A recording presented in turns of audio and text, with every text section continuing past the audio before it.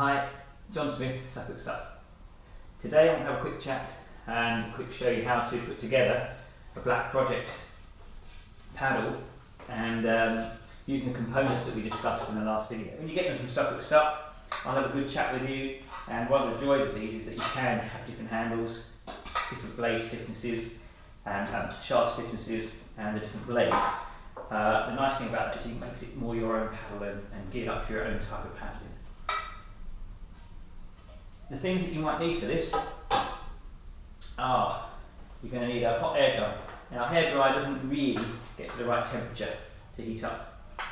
You're also going to need a glue gun to actually glue the handle and the paddle blade into place. And you're going to need some sort of tape just to finish off the neatness of the join. Now, obviously, because we use a hot glue gun, we can actually take this joint apart at any time and either change the handle if you want to, or just cut another few inches off your paddle if you've made it too long. Okay, so next thing I'm going to show you is talk a bit about the actual paddle length itself. Right, next thing we want to do is take the paddle down to the correct paddle shaft down to the correct length. Once you've used the calculator that's on the website or had a chat with me, obviously depending on the type of handle that you've got and depending on the blade and the length that you want the overall paddle to be, that's going to influence the actual final length of the overall paddle. So we've got to cut this down. So a couple of things to make and be careful of. Where it says type and spec, you want this to be towards the blade end. So this is the piece we're going to be cutting off. Okay. So when we do our measuring, measure from this end. Now I know, having plugged it in onto the computer, I realise that in my overall final length, because I want it to be 74, I now want to take this down to 53. So I'm going to mark this actually here at 53. With the masking tape.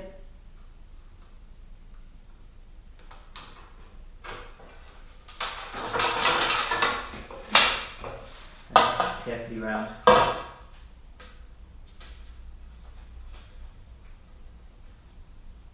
Now the key thing with this is to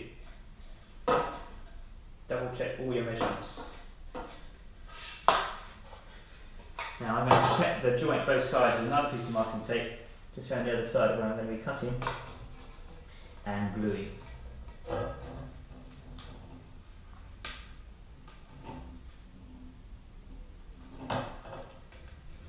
So now I'm going to take this outside and give it a cut, but obviously with the hacksaw, junior hacksaw, we're going to cut carefully through exactly right, very nice and square and perpendicular, exactly at the length that we want it to be. Take it, get your junior hacksaw, I'm going to cut that in half, get a nice, neat, crisp end. Next thing to do, obviously you have to sand this down, make sure it's nice and perpendicular. Now don't forget, we can put these paddles together for you. So you can choose the ingredients, and certainly people that have done this before can put it together. You don't have to do this yourself, just making sure that you understand how it's done. Make sure it's nice and done, and then obviously you want to wrap this up and get it inside the paddle. Take up any sharp burr that might be in there as well. What we want to do is make sure we're roughing up the inside so that we know that the glue will stick well.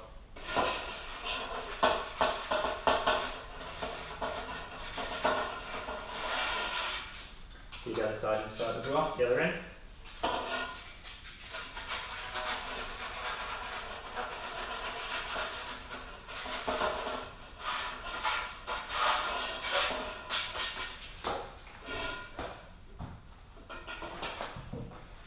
Carefully sharp bits of carbon.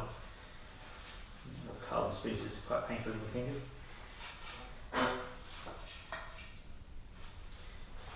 Right, next thing we're going to do, we're going to fix the blade in first. So before, it's going to be at the end where the type and the specification are going to be.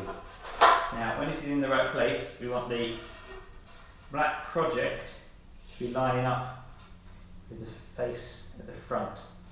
Okay, so this is nice at the back of the blade. Okay.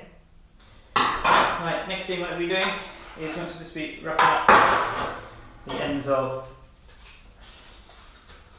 the blade itself.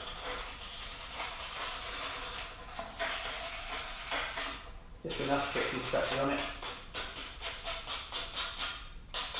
And when we've chosen which handle, I'm going to roughen up just a bit on the other side. Just to give it more texture for the losing responses.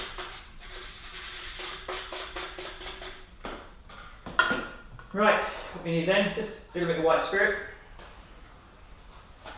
just to clean up the insides of those joints. Get rid of any nasty grease.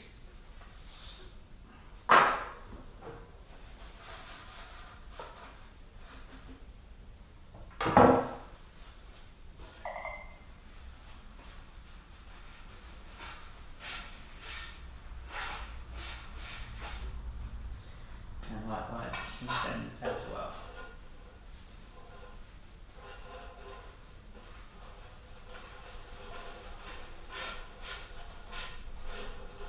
And then we get to doing some gluing. Right, next, while we're waiting for the glue gun to heat up, and we've nice clean ends on here now,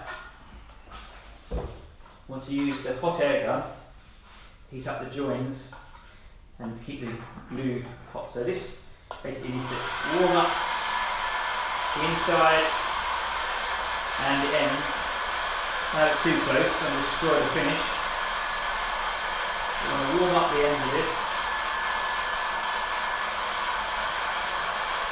and warm up you'll feel it yourself once it starts to get warm. Okay, so hair dry will do this, it takes a lot longer to heat up. So get it inside and around, get a bit of temperature onto that. And likewise, this onto the hip, and likewise onto the end of the blade.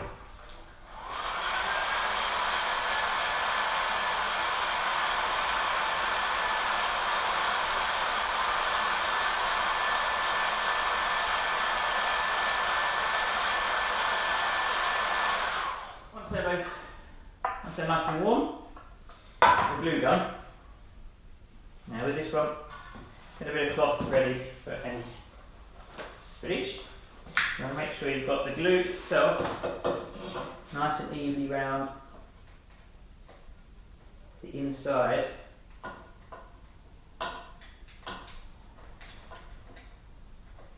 of your shaft itself.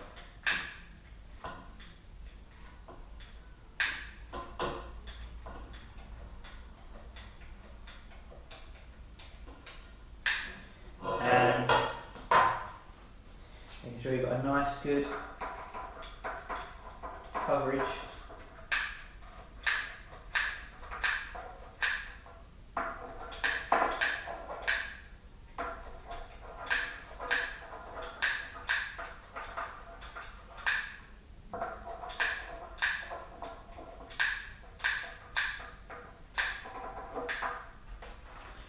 blade.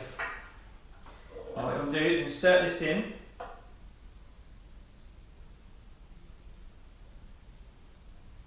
and twist it to make sure you've got a good, and then when you've added a bit more and you've reheated it, this is where you want it to come together nicely. Make sure you've got it nicely oozed all round and then lined up nice and squarely. There should be enough glue on there to make sure you've got it filling up all the gaps, and the fact that it's lined up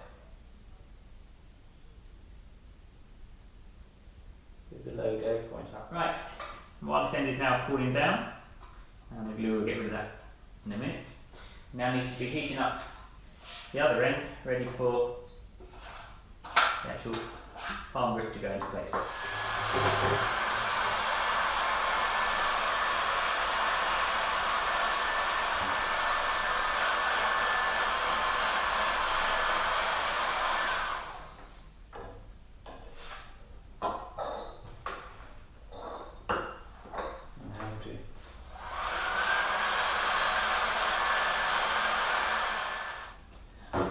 Okay, this, as before, I'm going to put some hot glue gun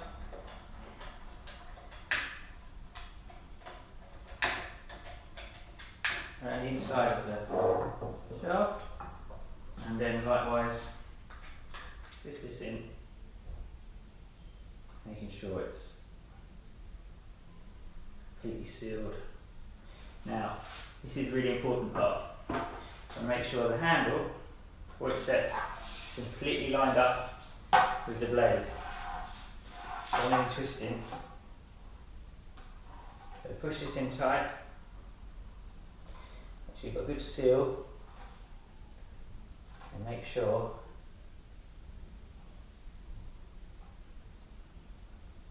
the handle and the blade are lined up.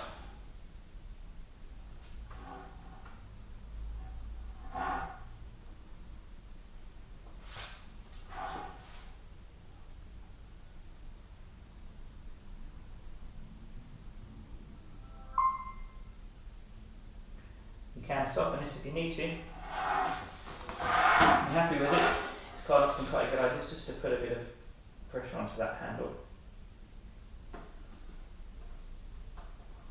just to hold it in place.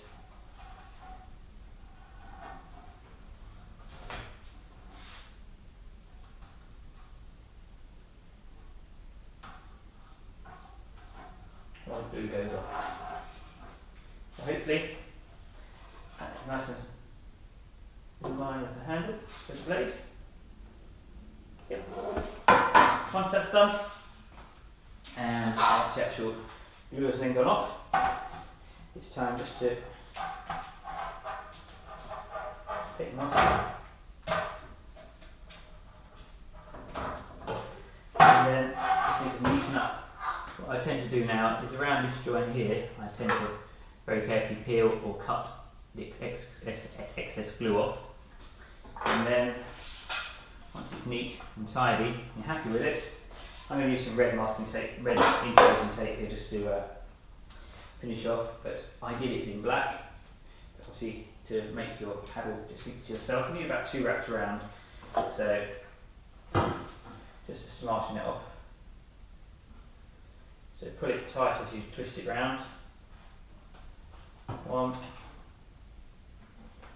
2, just make sure it's nice and neat how it finishes off and ends up in that area there, just to smarten off. I've done it in red so it shows up on the video, but obviously that needs to be nice and tidy and black, and it will show up nicely in there.